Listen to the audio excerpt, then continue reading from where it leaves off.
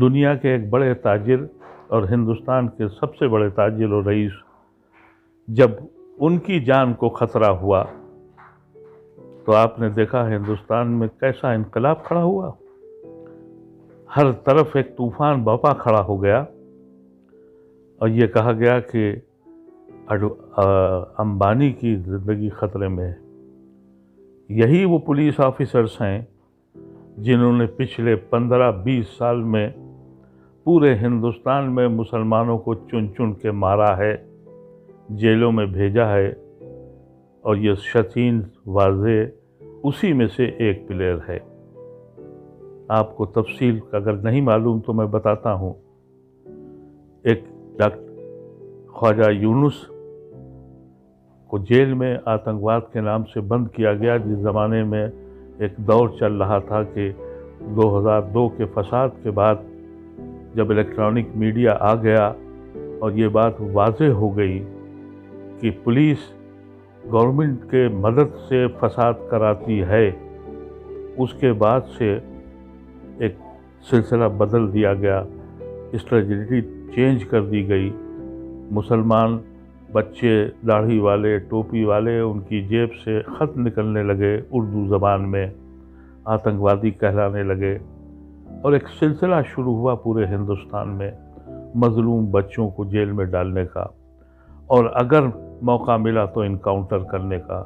Police نے ایک نئی اصطلاح کی اپنی پولیس میں، کہا کہ انکاؤنٹر اسپیشلسٹ ہیں۔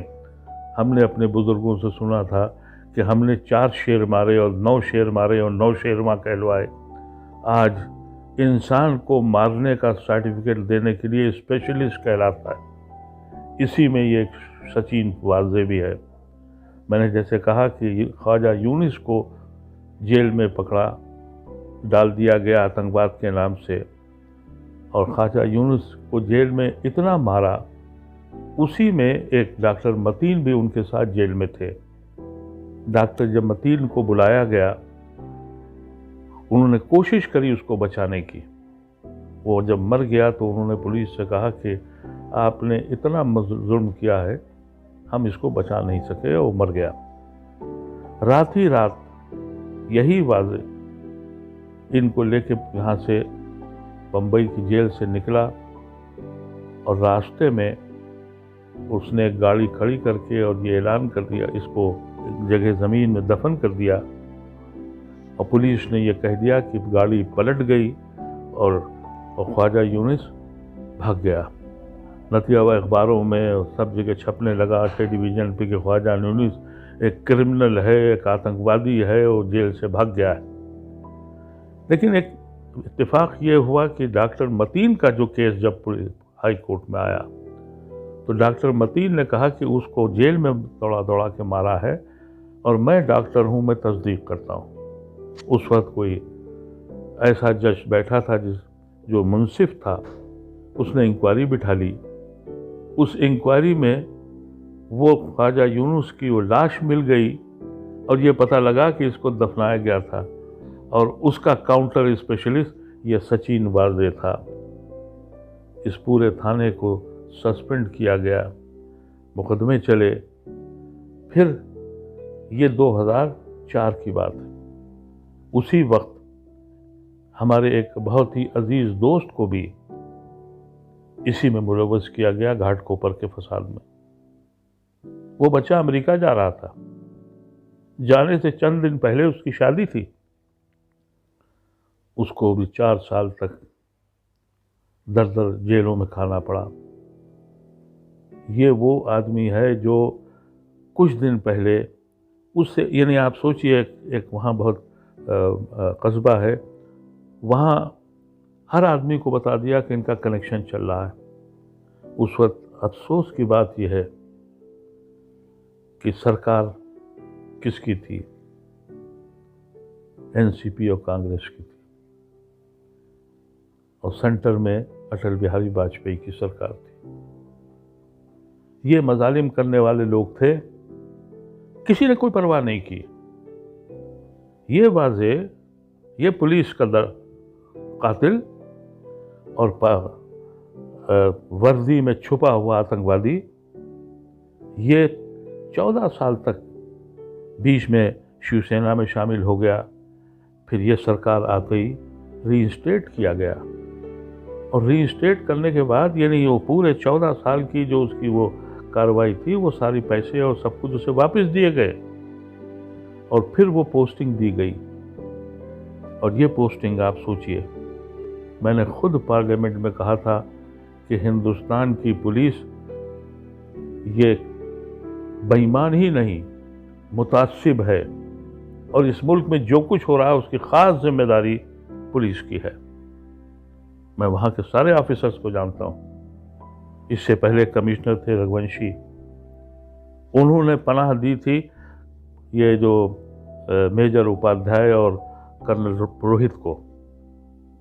उसके डॉक्यूमेंट्स हैं मेरे पास जो मैंने पार्लियामेंट में पेश किए थे, लेकिन एक्शन नहीं लिया गया, क्योंकि मजलूमों की आवाज़ कौन सुनता है। एक गाड़ी खड़ी थी एक महल के सामने, और उसमें रहने वाला हिंदुस्तान का सबसे बड़ा रईस था।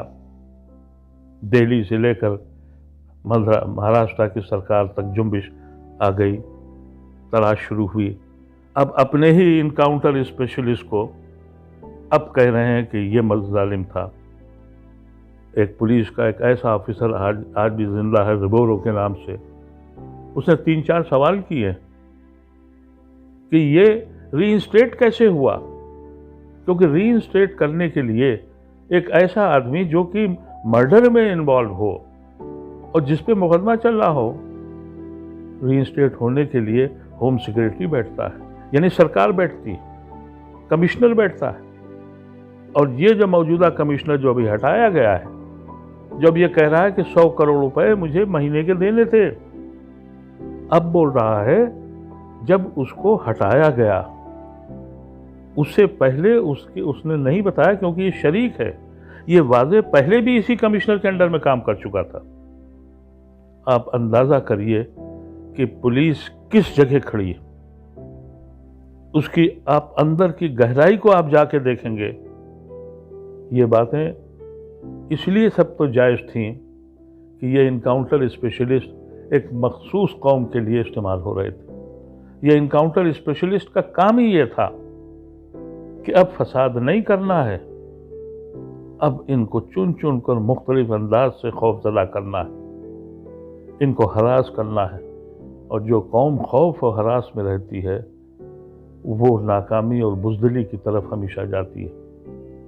तरक्की वही लोग करते हैं जिनके लिए दिलों में खौफ नहीं होता। उसकी जिंदा मिसाल हमने हिंदुस्तान में अपनी कौम के साथ देखी है। कुछ लोग कहते हैं सरेंडर कर दीजिए, बदल जाइए। क्या बदल जाएं? क्या अपना नाम बदल लें, अपना मजहब बदल लें? क्या करें और क्या करें? सब कुछ तो हमने छोड़ दिया, अपने दीन पे पाबंदी नहीं रखी, अपने अखलाक को खो दिया, तुम्हारी सब चीज़ें हमने ले ली, फिर भी मेन स्ट्रीम पे आ जाइए। मैं आपको बताना चाहता हूँ कि हिंदुस्तान की जितने भी स्पेशलिस्ट इनकाउंटर कहलाते हैं, किसी महज़्ज़ब मुल्क में आपने नाम सुना है? अगर एक अमेरिका में एक शख्स अभी चंद महीने पहले पुलिस ने उसको इस तरीके से पकड़ा कि उसकी सांस उखड़ गई और वो कहने लगा कि मैं सांस नहीं ले पा रहा हूँ। आपने देखा था पूरे अमेरिका में तूफान खड़ा हो गया। लेकिन इस मुल्क में सामने गोली के सामने मारते हैं, स्पेशलिस्ट कहलाते हैं, फिर रकमें जमा करते हैं, फिर हुकूमतों को खिलाते हैं, और फिर अब ये सब कुछ जो मिस जो हुई है वो सिर्फ इसलिए कि जिसके घर के सामने से ये गाड़ी खड़ी थी, अगर सच में हुकूमत चाहे और अदालतें चाहें, इतने पर्दे उठेंगे और इतने राज खुलेंगे और उन मजलूमों की कहानियाँ आप पढ़ सकेंगे जो आज तक लोगों को मालूम नहीं है।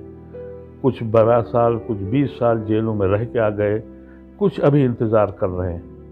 इन मजलूमों की आहें ज़रूर लगेंगी, ये हमारा यकीन है। इस दुनिया को चलाने वाला सब कुछ देखता और समझता है। अब वक्त आ गया है कि आप लोग वो सब देखेंगे जो होने जा रहा है। اسی لیے مجھے کوئی تعجب نہیں ہوا کہ جب یہ کہا گیا کہ کمشنر نے کہا کہ یہ 100 کروڑ روپیہ مہینہ دے رہے ہیں، کلیکشن کرنے والے کون تھے؟ آپ کے اپنے لوگ۔ لیکن حیرت یہ ہے کہ یہاں کی جنتا آج بھی خاموش ہے، اور کب تک رہے گی اس کا مجھے علم نہیں ہے، لیکن میں یہ ضرور کہہ سکتا ہوں کہ دنیا کی بدترین پولیس اس زمین پر اگر کہیں ہے تو وہ ہندوستان ہے۔ پھر بھی کچھ لوگ کہتے ہیں کہ ہمیں بڑا گرو ہے اپنی پولیس پر، تو وہ ان کو مبارک ہو، ہمیں نہیں۔ شکریہ۔